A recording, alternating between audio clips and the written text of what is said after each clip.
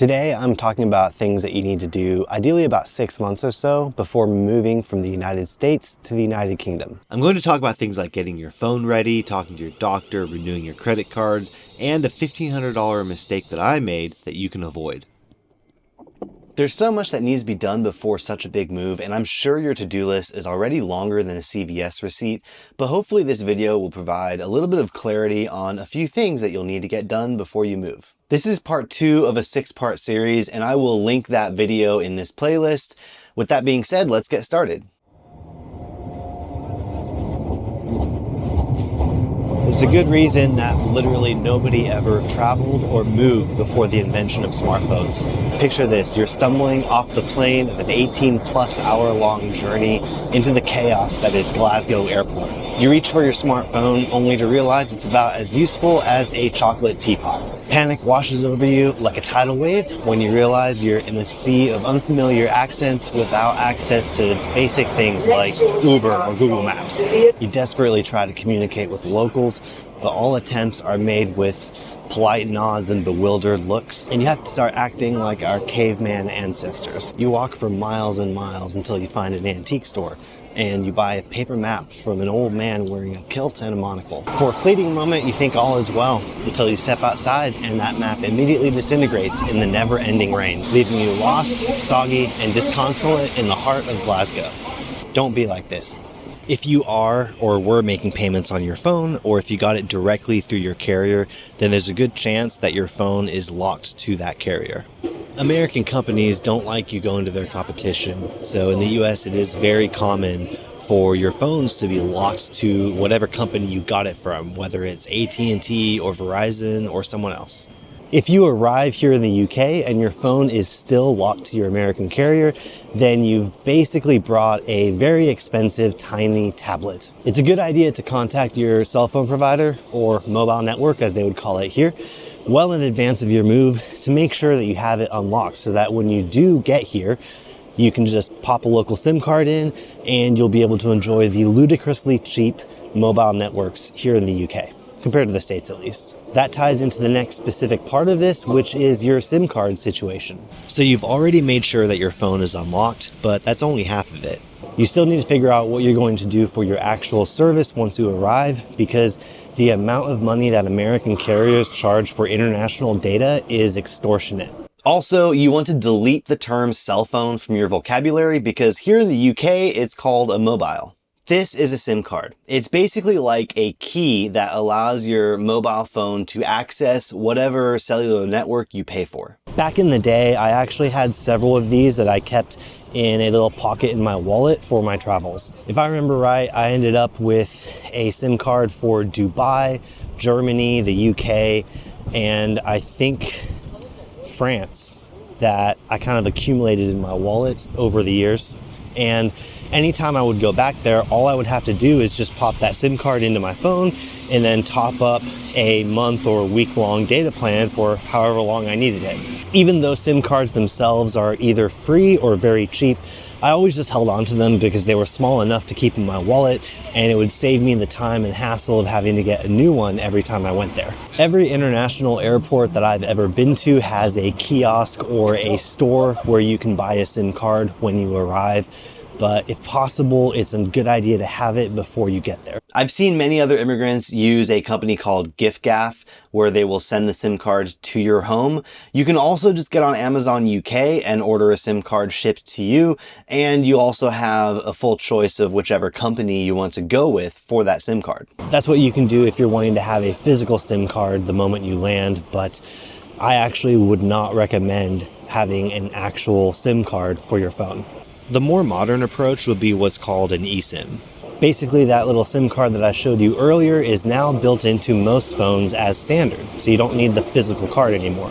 I'm not super familiar with Android phones, but I know that a lot of the budget models don't have an eSIM built into them, so you'll definitely want to double check your model before you move. If you're on an iPhone like me, any model starting with the 10S or XS model, and anything newer does have the eSIM built into it. And if you're on the iPhone 14 or later, it actually only has an eSIM and not a physical SIM card tray on it. Starting with the iPhone 14, Apple actually took out the physical SIM card, but only for the American models.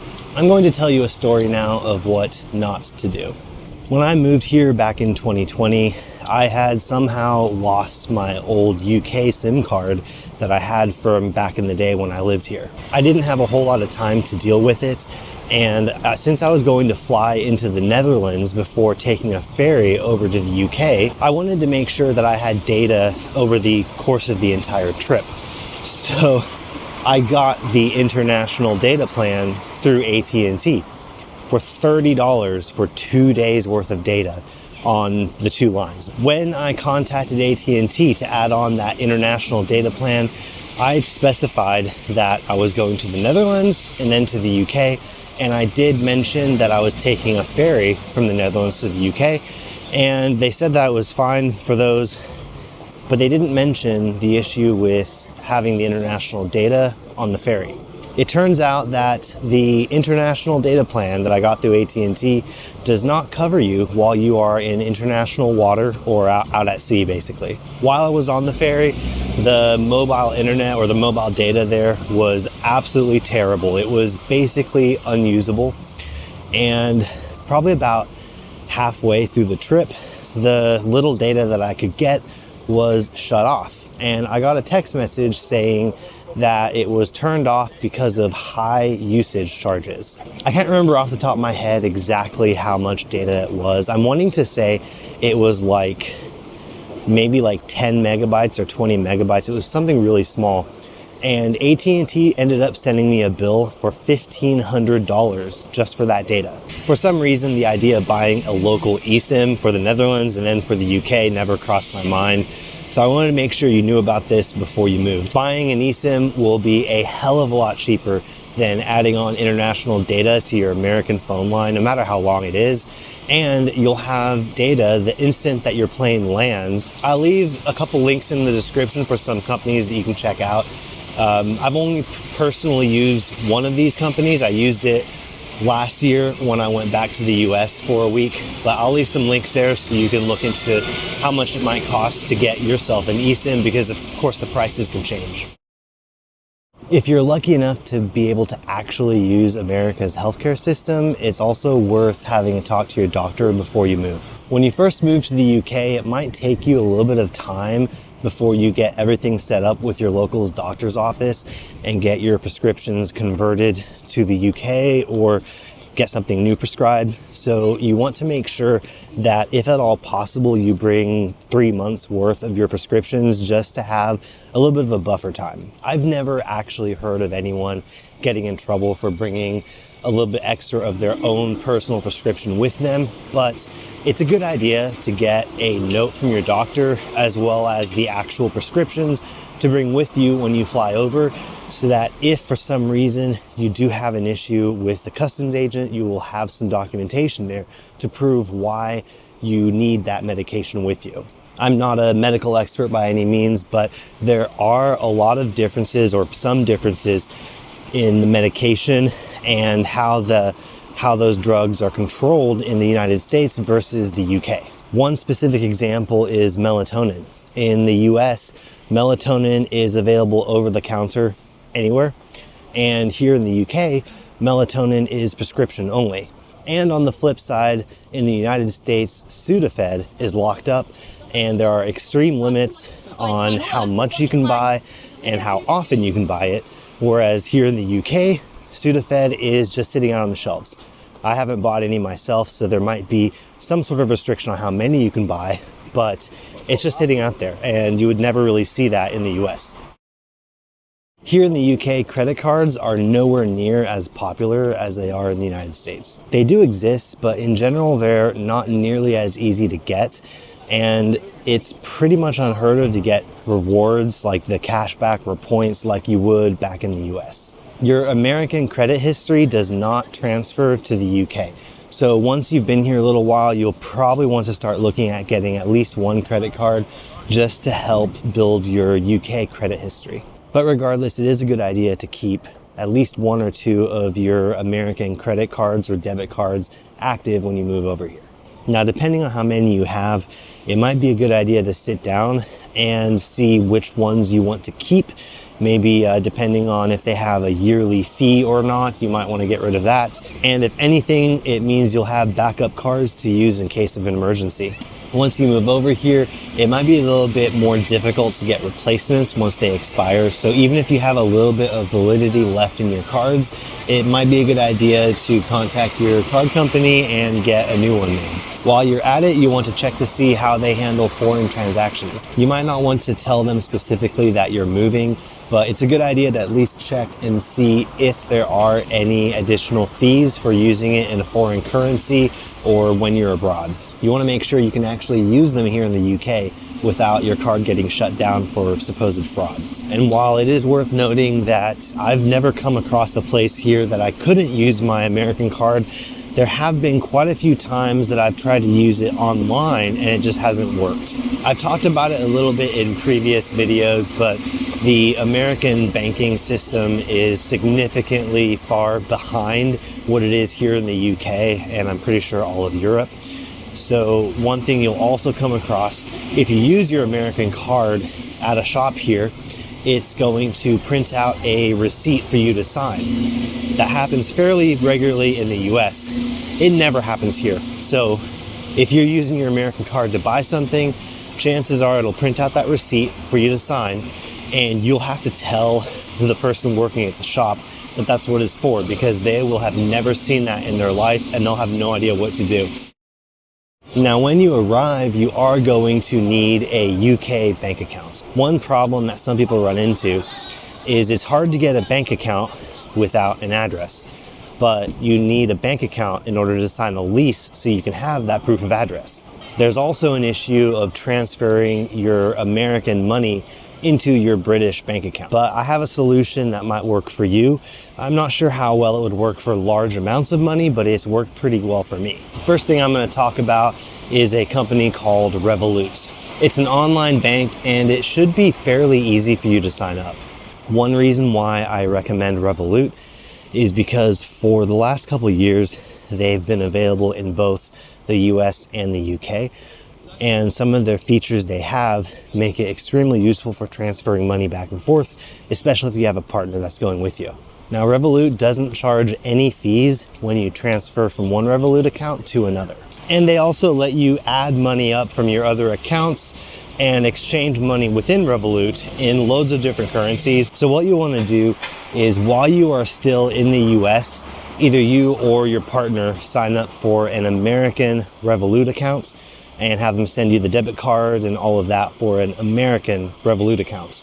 This way, you can get used to the app and put money in it, spend a little bit with the card, and then you'll be ready once you arrive in the UK to do the other half. Now, once you've arrived in the UK, either you or your partner sign up for a UK Revolut account. Now, they can top up the Revolut account into, with a British account once you have one, but the big thing is you can load money up on your American Revolut without any fees, and then transfer it to the British Revolut. And since it's within Revolut, there's no fees.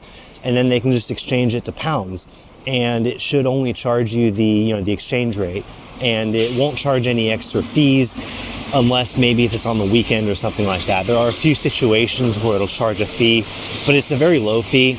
And most of the time, there's no fee at all when I do it. This video is not sponsored at all, but I will put a referral link in the description for Revolut. They usually have some sort of new customer deal where when you sign up, you get like 40 pounds or 100 pounds or something like that. So it's worth using a referral code when you get your Revolut account, whether it's my code or someone else's. Try to get a referral code before you sign up instead of just going to their website without anything. Now, if you don't want to go with Revolut, there is another company called Monzo, and it's the same basic concept. When I moved here, Monzo was only available in the UK, not in the United States, so that's why I personally went with Revolut. But I've seen on a lot of the other expat and immigrant groups that many other people are very happy with Monzo, so it should be just fine to work with them because it's the same basic thing, just a different company. And next, you want to renew your American driving license. I'll also note that in the US, you'll call it a driver's license, whereas here it's called a driving license, and license is spelled differently here. Now, there's a common misconception among Americans that if you go abroad, whether it's on holiday or to move, that you need to go to the AAA office and get what's called an international driving permit. That's not true. The international driving permit is not a license. It's basically just a translation of your actual license. So for example, when you go to Spain, you can drive on your American license without any problems, but you'll want to have the international driving permit because it will translate your license into Spanish if you do have any issues. Getting an international driving permit for the UK is pointless and nobody will ever ask for it. With that being said, regardless of when your American license expires, it's a really good idea to try to get it renewed before you move here. Some countries have an agreement with the United States where when you move here, you can just transfer your license over to a UK license without having to go through the tests. I believe Canada is one of those countries, but the United States does not have that kind of an agreement with the UK. And it's with good reason, because drivers in the US are absolutely terrible in general. With that being said, they do have an agreement where once you arrive here in the UK, your American license will be valid for 1 year. After that year, you'll have to get a UK license. I'll add a link in the video here to my video about the process of getting a driving license when you move over. But basically, they treat you as if you just turned 18 and have never driven a day in your life. Now, the reason why I say you should renew your American license before you move is because, of course, that way you'll have that year once you arrive to drive on your American license. But the biggest thing is that it will help you drive if you go on holiday into other countries. I plan on retaking my driving test again here in the UK with a manual transmission, as well as getting my full UK motorcycle license. But as it stands right now, I have less driving freedom in the country that I live, here in Scotland, than I do anywhere else in the world. Because I took my UK driving test with an automatic transmission car, I am only licensed to drive an automatic transmission. Also, it was a car driving test, so obviously it does not include riding a motorcycle. But I still have a valid American driving license from Oklahoma with a motorcycle endorsement. Since I've lived here in the UK for more than 1 year, my American license is absolutely worthless here, but it is still valid in the rest of the world. That means that if I go visit family in Germany or family in America, my American driving license is valid. I can drive any car I want, whether it's a manual or an automatic transmission, and I can ride any motorcycle that I want to. The big thing that this helps with is rental cars. If I were to rent a car here in the UK, I would have to pay extra to guarantee that it is an automatic transmission car. Here in Europe, I believe the rest of the world really, manual transmission cars are the norm, and it's hard to get an automatic transmission, or at least harder to get an automatic. That is changing a little bit now with electric vehicles, but in general, you have to pay extra to guarantee an automatic transmission car. But if I go to Germany, like last year, when I rented a car in Germany, I did not have to pay extra to get an automatic transmission car because I was using my American driving license and I was legal to drive any car they gave me. And before anyone tries to get at me in the comments, I do know how to drive a manual. My first car was a manual, which is surprising because it was the US and they're rare. But I've driven plenty of manual transmission cars in my life. I just happened to buy an automatic transmission when I moved here. Thank you so much for watching me walk around Glasgow freezing my tits off. This is the second video in my 6-part series about things to do before you're moving to the UK. So if you haven't already, check out my playlist on that. I will link it here for you as well. My next video in this series will be what to do about a month or so before your move. That's when things will start to get very crazy and you will be extremely overwhelmed. Regardless of what you do to prepare, you're going to be overwhelmed. But hopefully these tips will help it be a little bit easier for you as you get ready for the actual move.